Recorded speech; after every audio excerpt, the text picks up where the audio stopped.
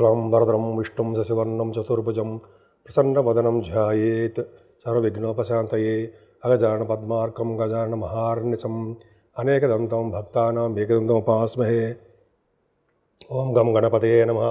ఓం శ్రీ మాత్రే నమః. ఓం శ్రీ గురుభ్యో నమః.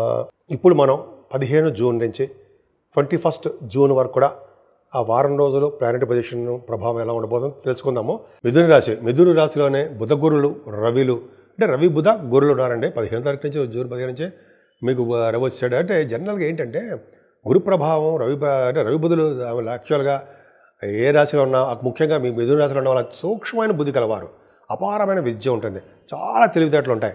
పైగా సాహిత్య రంగంలో కానీ విద్యా సంస్థల్లో కానీ మ్యాథమెటిషియన్స్గా కానీ మీరు ఇంగ్లీష్ ప్రొఫెసర్స్గా కానీ బాగా రాణిస్తారండి.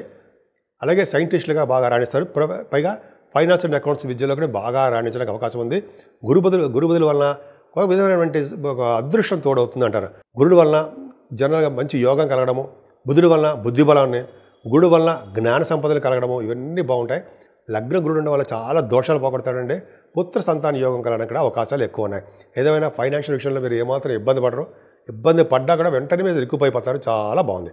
ఏదైనా కుజుడు, ఇంతకుముందు కుజుడు బాగుండేవాడు కాదు. తృతీయ భావంలో కుజుడు కేతువుతో కలిసి ఉండడం వల్ల వాళ్ళు మీకు యోగవంతంగానే మంచి చేయడానికి అవకాశం ఉంది. ధైర్యాన్ని ఇస్తారు, ప్రయాణాలు ఇస్తారు, తోబుట్టులను కలిసేటి చేస్తుంటారు. పైగా శుభవార్తలు వినేటికి అవకాశం కలిగిస్తూ ఉంటాడు. మీరు ఎదుటి వాళ్ళకి భరోసా ఇస్తూ ఉంటారు.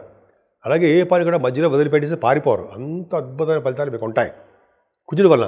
కొంతమందికి అయితే వాహనాలు కొనుక్కోవడానికి అవకాశం ఉందండి. ఏదేమైనా 4th భావం అంటే శని ప్రభావం వల్ల మీకు మదర్ గారికి ఆరోగ్య పరిస్థితి కొద్దిగా చిన్న చిన్న ప్రాబ్లమ్స్, మెడిసిన్స్ వాడవలసి వస్తుంటుంది ఆవిడకి మీ రాజజాతకం వల్ల. అంతేకాకుండా 4th భావం బాగుండడం వల్ల, బాగుండకపోవడం వల్ల విద్యలో ఆటంకాలు ఉంటాయి. అలాగే రైతులు కూడా నష్టం రావడానికి అవకాశం ఉంది. మీ పుత్రుడు మీతోనే ఉంటాడు. పంచమ స్థానానికి గురుదృష్టి ఉందంటే చక్కగా మీ సంతానం మీతోనే కలిసి ఉంటారు. పుత్ర సంతాన యోగ్యత కలిగి ఉంటారండి. మీరు స్పోర్ట్స్లో కూడా బాగా రాణిస్తారండి. కళారంగంలో, టెలివిజన్ అలాగే సినిమా రంగంలో కూడా మీరు బాగా పట్టు ఎక్కువ ఉంటుంది. ముఖ్యంగా సాహిత్య రంగంలో బాగా మీకు రాణించడానికి, నృత్య కళాకారులుగా ఉండడానికి అవకాశాలు ఎక్కువ. అంతేకాకుండా మంత్రి పదవులు ఎవరికైనా ఉంటే మంత్రి పదవులు అంటే పొలిటికల్ రంగంలో మంత్రి పదవులు అంటారు కదా, కొన్ని పదవులు ఆశిస్తూ ఉంటాం కదా, అది వాళ్ళకి వాళ్ళ జాతకాల రీత్యా జరుగుతుంది, దశల రీత్యా ఆధారపడి ఉంటుంది, ఖచ్చితంగా వస్తాయి. అంతేకాదండి గురు ప్రభావం వలన స్టాక్ మార్కెట్లో కూడా మీకు సంపదలు పెరగడానికి అవకాశం ఉంది. ఏదేమైనా గురు ప్రభావం 7వ స్థానానికి పర్ఫెక్ట్గా బాగుంది కాబట్టి మీకు బాగా ధనయోగం కలగడానికి అవకాశం ఉందండి. ముఖ్యంగా భార్యాభర్తల యొక్క అనురాగ దాంపత్య జీవితం పర్ఫెక్ట్, డౌట్ లేదు. అలాగే కొత్తగా పెళ్లి కాని వాళ్ళకి పెళ్ళి అవుతూ ఉంటుంది. అలాగే భార్యాభర్తలకు అనురాగ దాంపత్య జీవితం బాగుంటుంది. గురు ప్రభావం వల్ల బాగుందండి. మీది తీర్థయాత్రలు చేయడము, ఆభరణాలు కొనుక్కోవడం ఉంటుంది. అలాగే చంద్రరాహులు భాగ్యంలో ఉన్నారంటే ఇంక చెప్పక్కర్లా. గంగాస్నానం చేయిస్తారు, కాశీ వంటి దర్శనాలు చేయిస్తుంటారు. చంద్రరాహులు కలిసి ఉన్నారంటే వాళ్ళు అవయవ సౌష్టం, బాహువులు బ్రహ్మాండంగా ఉంటాయి. అలాగే భార్య గారి యొక్క మాట జవదాటరు, సలహాలు తీసుకుంటారు. దైవ దర్శనము, దైవభక్తి ఎక్కువ. ఇలా చెప్పుకునే లేకపోతే బ్రహ్మాండంగా ఉందండి. రాహు భాగ్యంలో ఉన్నాడు కాబట్టి ఫ్లైట్లు ఎక్కిస్తుంటాడు. ఇంకా చెప్పినట్టు గంగాస్నానం చేస్తూ ఉంటాడు. అలాగే మీ వ్యాపారాభివృద్ధి దినదిన ప్రవర్ధమాన ఏడు చేస్తుంటాడు. కంప్యూటర్స్ హార్డ్వేర్ అంటాం చూసారా, ఎలక్ట్రిసిటీ, ఎలక్ట్రానిక్ కాంపోనెంట్స్ ఇవన్నీ వాళ్ళకి బాగా ఉంటుందండి. అలాగే ఆటోమొబైల్ ఇండస్ట్రీస్ వాళ్ళకి అద్భుతంగా ఉంటుంది. భాగ్యస్థానంలో రాహువే జనరల్గా ఏంటంటే మీకు తీర్థయాత్రలు చేయడం ఇంకా చెప్పినట్టుగానే బాగుంటుంది. ఫారిన్ కంట్రీస్ చదువు రీత్యా మీరు వెళ్ళడానికి అవకాశం ఉంది. మీ నాన్నగారికి కూడా బాగుంటుంది. ఏదైనా దశమశని అమ్మ బాబోయ్ అనుకుంటాం కదా, ఏమీ లేదండి.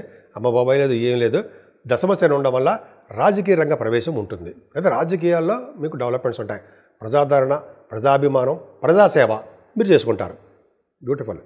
అలాగే శని దశమంలో ఉండడం వల్ల కొంతమందికి వాళ్ళు గవర్నమెంట్ ప్రొఫెషన్లో ఉండడానికి అవకాశం ఉందండి. సివిల్ సర్వీసెస్, గ్రూప్స్ ఉంటారు కదా. మీరు ఆల్రెడీ ఉద్యోగాలు ఉన్న వాళ్ళకి, ఆడవాళ్ళకి చెప్తున్నానండి, ఆల్రెడీ ఉద్యోగాలు ఉన్న వాళ్ళకి ప్రమోషన్స్ వస్తాయి. మీ మాటకి విలువ పెరుగుతుంది. ఉన్న ప్రదేశాన్ని వదిలి వేరే చోటకి వెళ్ళడానికి అవకాశం ఉందండి. జీవనోపాధి కోసం గంగాస్నానం చేయడానికి అవకాశం ఆయనే ఉంది. వ్యవసాయం అంటే ఇష్టపడుతుంటారు. వ్యవసాయ రంగంలో కూడా మీరు ఉంటారు. అభిరుచి ఎక్కువ ఉంటుంది. 11వ భవనంలో శుక్రుడు కూడా మంచి యోగం ఉంటుందండి. జనరల్గా శుక్రుడు మీ రాశికి యోగకారకుడే. 11వ భవనం ఉండడం వల్ల వస్త్రాలు, ఆభరణాలు కొనుక్కునే అవకాశాలు మీకు ఉంటాయి. బంగారు ఆభరణాలు అలాగే సినిమా రంగంలో కూడా ఉండడానికి మీకు ఎక్కువ అవకాశం ఉంది. కళలు మంచి కళగాను, అందంగాను, అద్భుతంగా ఉండడానికి అవకాశం ఉన్నాయండి.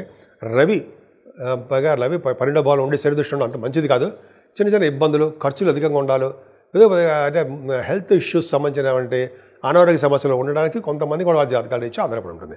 ఏదైనా రాహుకేతువుల మధ్యలో ప్లానెట్స్ అన్నీ ఉండిపోయాయి కాబట్టి అమ్మవారి పూజలు చేసుకోండి, గణపతి ఆరాధన చేసుకోండి, శివాభిషేకాలు చేసుకుంటుంటే అద్భుతమైన ఫలితాలు మీకు ఉండి తీరుతాయి. అంతేకాదండి, సూర్య భగవాన్ ఆరాధన కూడా మీరు చేయాలి. సూర్య భగవానుడికి నమస్కారం పెట్టుకోండి. అలాగే ఆరోగ్య ప్రదాత, ఐశ్వర్య ప్రదాత కూడా సూర్య భగవానుడు కాబట్టి ఆదిత్య హృదయం చేయడము, అలాగే సూర్య నమస్కారం చేయడం వల్ల మంచి యోగాలు కలుగుతాయి. నేను మీ Vadrevu Adinarayana Rao Sharma, ACMA and MA PhD అండి. ACMA అంటే cost accountant, qualified cost accountant అండి నేను. And same time MA astrology and vastu. సరే, అది పక్కన పెడితే అందుకంటే ముందర ఏంటంటే మీ జాతకాలు చూపించుకోదలుచుకుంటే మీ కింద నెంబర్కి ఫోన్ చేయండి. తప్పకుండా పరిష్కార మార్గాలు చెప్తాను నేను. ఇప్పుడు ఆ నెంబర్ కూడా చెప్తాను, 7075389489 అండి. అది అస్ట్రాలజీ 7075389589. మీకు బాగా గుర్తుంటుంది. 389589 ఈజీగా అందరికీ గుర్తుంటుంది. సరే, అది పక్కన పెడతానండి. నేను మా వీడియోస్ మీకు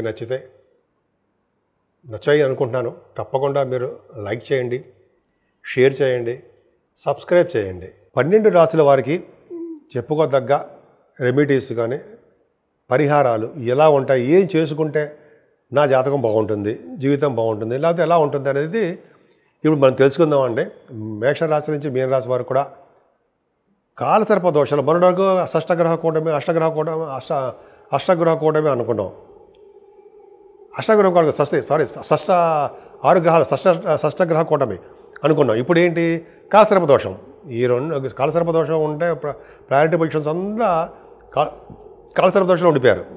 అంటే కుంభరాశి నుంచి చూసుకుంటే అలాగా కుంభం, మీనం, మేషం ఉంటాం కదా, వృషభం, మిథునం, కర్కాటకం, సింహం, ఈ రాశులు కూడా అన్నీ కూడా సర్పదోషంలో ఉండిపోయాయి. అయినా కూడా చంద్రుడు బయటకు వచ్చినందుకు మాత్రాన సర్పదోషం అందరికీ ఉంటాయండి. ఎందుకంటే రాహుకేతుల మధ్యలో అంత అద్భుతమైన ఫలితాలు ఏమి ఉండవు. అందుకని కాళహస్తి వీలుంటే మాత్రం తప్పకుండా దర్శనం చేసుకునండి, చేసుకోకుండా రాకండి. అక్కడ సూర్యభగవాన్ దేవాలయం కూడా ఉందండి. పద్మావతి అమ్మవారిని ఎవరైతే పూజిస్తారో వాళ్ళకి సర్పదోషాలు పోతాయి అని చెప్పి శాస్త్రం కూడా చెప్తుంది. ఎందుకంటే వెంకటేశ్వర స్వామి తిరుపతిలో కూడా మనకి అమ్మవారి పద్మావతి అమ్మవారి యొక్క దర్శనం చేసుకుంటే రాహుకేతువుల వచ్చే దోష పరిహారం తీరుతాయండి. అది కరెక్ట్. అదొక అదృష్టం ఉంది మనకి. అలాగే మనకు అంత దూరం వెళ్ళాము. మన ఊళ్ళోనే అతను సూర్యభగవాన్ ఉంటాడు పక్కనే. సూర్యభగవాన్ ఆరాధన కూడా చేసుకోవాలండి. ఐశ్వర్య ప్రదాత, ఆరోగ్య ప్రదాత. ఆయనకి అర్ఘ్యం సమర్పించడం వల్ల, గాయత్రి మంత్ర జపం చేయడం వల్ల సూర్యభగవాన్ పవర్ మనకి అంతా ఇంత కాదు. సరే, అమ్మవారికి ప్రభావం కావాలి, రాహు ప్రభావం తొలగాలంటే మనం మంగళవారం దీపారాధన చేసుకోవడము, నిమ్మకాయల డిప్పలో మనం వెలిగిస్తాం కదండి, మీకు తెలిసిందే. అంటే 18 మంగళవారాలు చేస్తూ ఉంటాం మనం. అంతే, అక్కలేదు.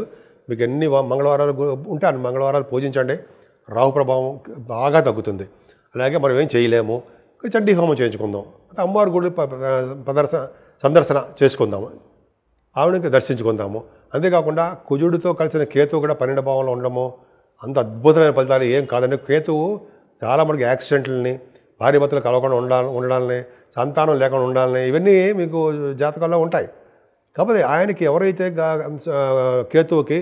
కేతువు పూజ చేసుకుంటారో నవగ్రహాల్లో 7 వారాల పాటు చేసుకొని ఆ దానం ఇవ్వడం వల్ల అదొకటి. అలాగే గణపతి ఆరాధన, గణపతి పూజలు పౌర్ణమి వెళ్ళిన చవితి పూట చేయించుకున్నా చాలు. అలా చేయించుకోవడం వల్ల కుజుడు యొక్క ప్రభావం, సుబ్రహ్మణ్య స్వామి ఆరాధన ఇలా చేసుకోవడం వల్ల అన్నిటికంటే టాప్ మోస్ట్ ఏంటంటే శివుడికి మల్లెపువ్వులతో పూజ చేయడం. శివుడికి మల్లెపువ్వులు అంటే బాగా ఇష్టం అండి. భార్యాభర్తలు అనురాగ దాంపత్య జీవితం కలిసిమెలిసి ఉంటుంది. అలాగే శివుడికి మనకి తులసి దళాలతోటి మల్లెపువ్వులతోటి ఎవరు పూజ చేస్తారో వాళ్ళు విష్ణువులాగా ప్రాప్తి అంటూ నేను ఎక్కడ చదివారండి. నేను కూడా అద్భుతమైన ఫలితాలు ఉంటాయి. అలాగే కాకుండా విష్ణు ఆరాధన కూడా విష్ణుమూర్తి పూజిస్తూ వెంకటేశ్వర స్వామి యొక్క దర్శనాలు చేసుకుంటూ ఆయనకి మనం అంటే మన దగ్గర ఉన్న ఊళ్ళల్లోనే ఆయనకి తులసిమాలతో అభిషేకం, అదే తులసిమాల సమర్పించడం వల్ల, శ్రీకృష్ణుడిని పూజించడం వల్ల అద్భుతమైన ఫలితాలు ఉండి తీరతాయండి, సందేహం లేదు.